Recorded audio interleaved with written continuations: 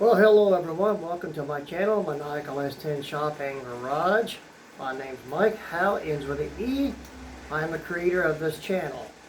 If you haven't done so already, please subscribe, notification bell. You'll be brought up and notified of all my newer upcoming videos.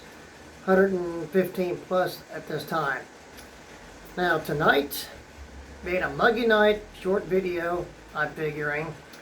Some info and the inline gas filter for my 010 Aveo, which will work for at least the 09 to 011.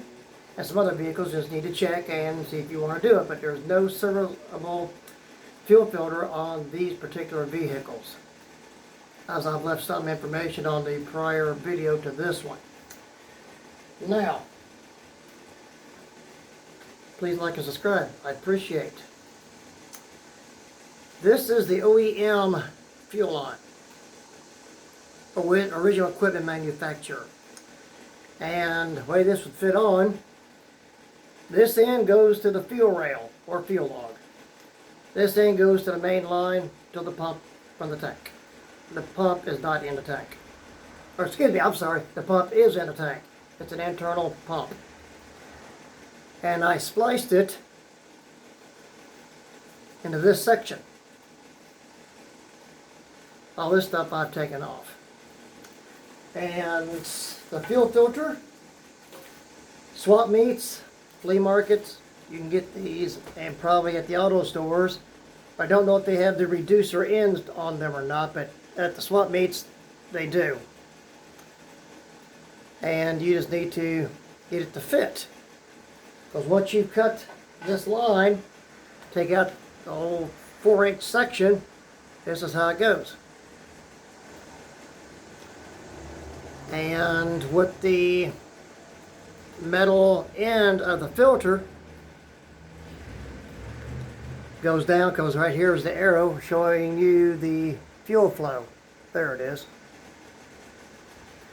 Arrow going up and the metal plate going down. You've got it.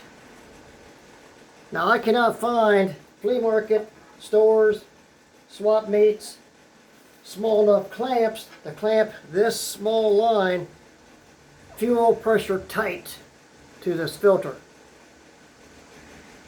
So what I've done, 4 years ago at the NSRA Swap Meet and Car Show in Louisville, Kentucky, I bought this. And so this reads correctly. Give me a second. This is what I bought. $100. It's well worth the money spent. Trust me. Directions come with it. Take a few tries, but you will get it. And they do supply you with the wire for it too. Now I haven't looked it up. They did tell me that you can use MIG wire for this clamp. I just haven't looked it up what type of MIG wire that's strong enough to do this. But that is the setup. Here's the main tool.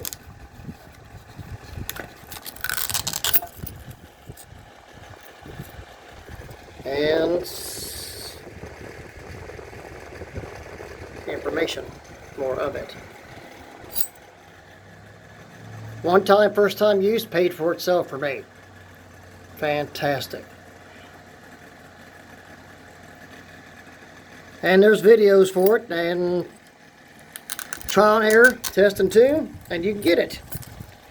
I'm just not going to use the wire to demonstrate it this time around, and in the future, I do need to, I will do it when I do the clamping, and I will show you.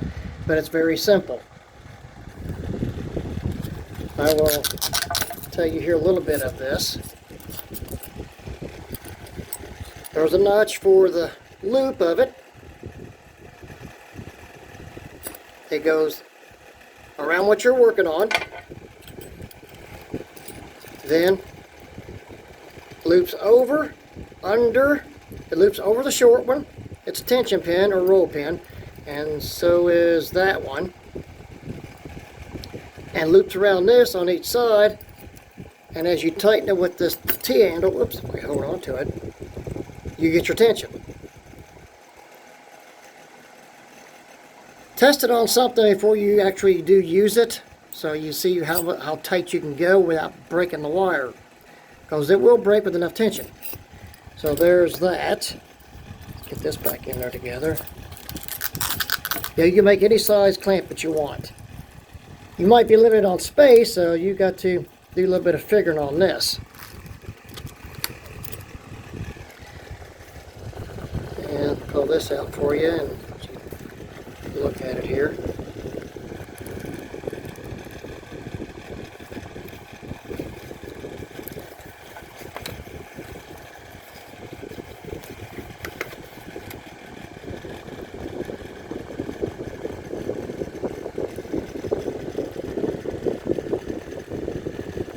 It's a great product, great price. And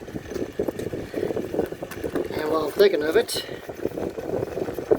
I do want to bring to your attention on the cutting wheel again, my upgrade, $95 and change, but it's well worth it, trust me. Okay, now, alright, now this black stripe yellow extension cord, 50 feet of it, it's 10-3 setup. I'm going to use a 20 amp fuse for it. This is my 50-foot plasma cutter extension cord. Once I get the male and female in on it, it'll be ready to be put into use when I need it. I'll give you a look at this. Same color code as the MIG extension cord that I did a video on. I just haven't bought the other ends for it because I don't cut these off. And flea market at 35 bucks. Couldn't pass it up. I couldn't get this at the store for that price at 50 feet. So there you are.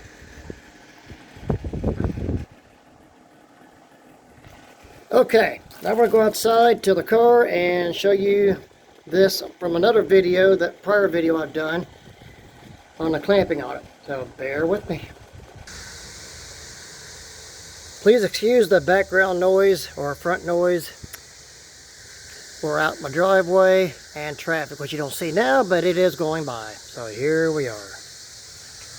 Okay. That's the filter, prior video.